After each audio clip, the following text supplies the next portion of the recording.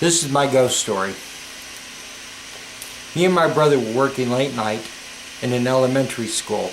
Been there since the 30s.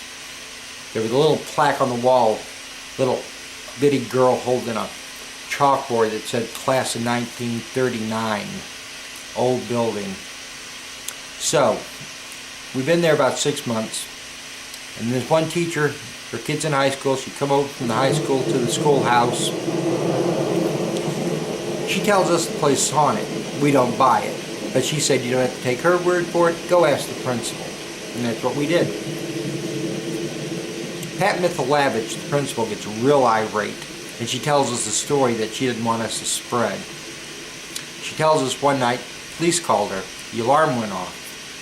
And when she gets to the schoolhouse, the bus barn manager who lived right next to the building and 2 cops were standing waiting for her. They said that they heard kids giggling in this enclosed area outside. There was no way they could get past them because it was enclosed, but they heard them giggling and playing, but when they walked into that area, it stopped. Okay, whatever. Over the course of a few more months, other people told us stories. One teacher told us she had a kid. She was tutoring him in the hallway, and all of a sudden he started screaming and freaking out. He saw an old man standing on the staircase, evaporating thin air. Really freaked him out. I don't buy it. And we're talking one night while we're cleaning a hallway, and I just told him they're playing with our heads. So I screamed some obscenities, threatening this ghost, telling it better show itself or else. Well, nothing happened. 2 days later, I've got to make sure the office is closed and locked up. My brother's waiting outside in our van. I go upstairs to the office. I jiggle the door handle. It's locked. I go around the corner, check the other door, the side door to the office.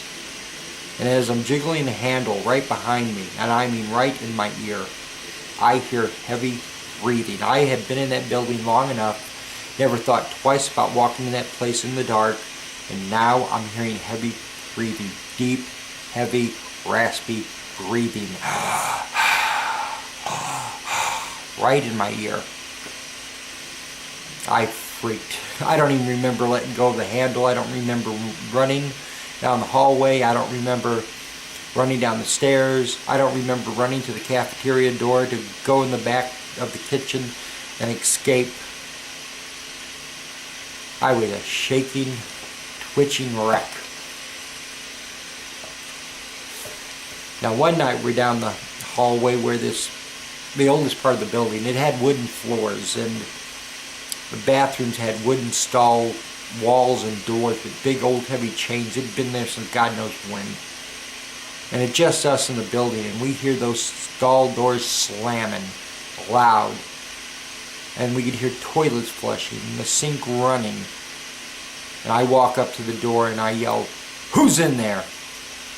And it clicked. We go in and there ain't nobody there. The sinks are bone dry.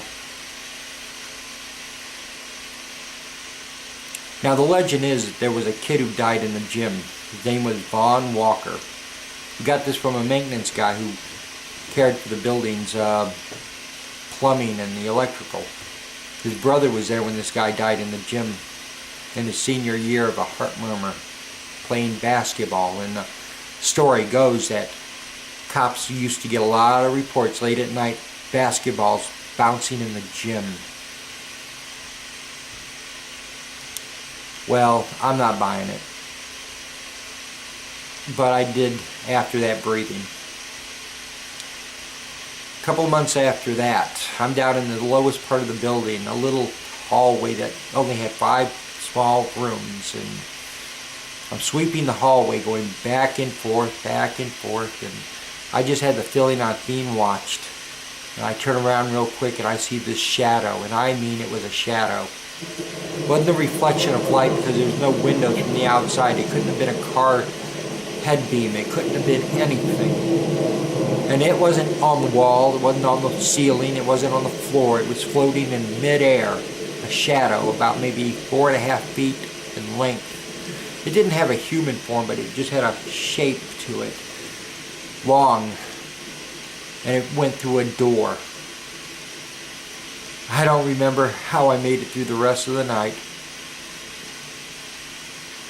Not too long after that, me and my brother were both going down that hallway, and well, we were there until 11:30, but we'd have that place cleaned by 9:30, 10 easy. And well, we get everything we need to clean it, and he says, let's just go outside and have a cigarette before we start. And I go, okay. And as we're walking to go out of that little hallway, a pair of gates that wouldn't have been locked unless there was basketball practice or some after-school activity to keep people out of the hallways, something we wouldn't have bothered with otherwise, had closed itself and locked itself to trap us in that hallway.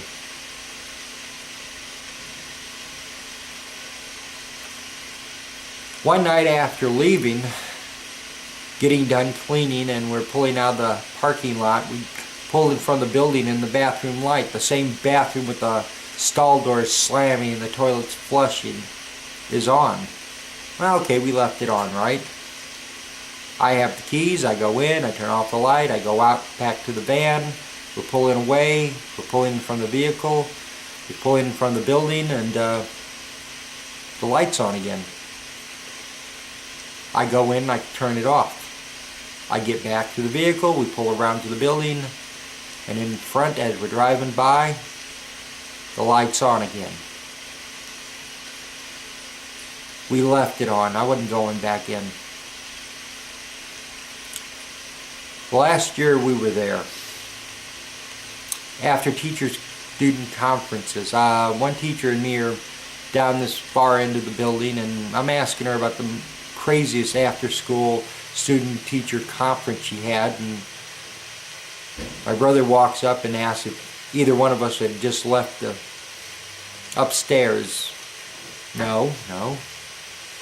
And that's when he turned pale as a sheet. Loud and clear where he was, a voice told him it was glad he was there. After that, we usually didn't go down that hallway alone at night in the dark. That summer they tore down the oldest parts of the building and redid it, modernized it. It didn't have air conditioning, and well, the ghost story is pretty much in there. Kind of. They didn't need 2 late night janitors anymore, and we lost our jobs, but periodically I see a teacher or two that I knew, and they tell me stories about how voices are in the bus barn across the parking lot. And the school across the street that held first and second graders are now hearing voices. I guess when you tear down a ghost's home, they go to the nearest resident. That's my ghost story.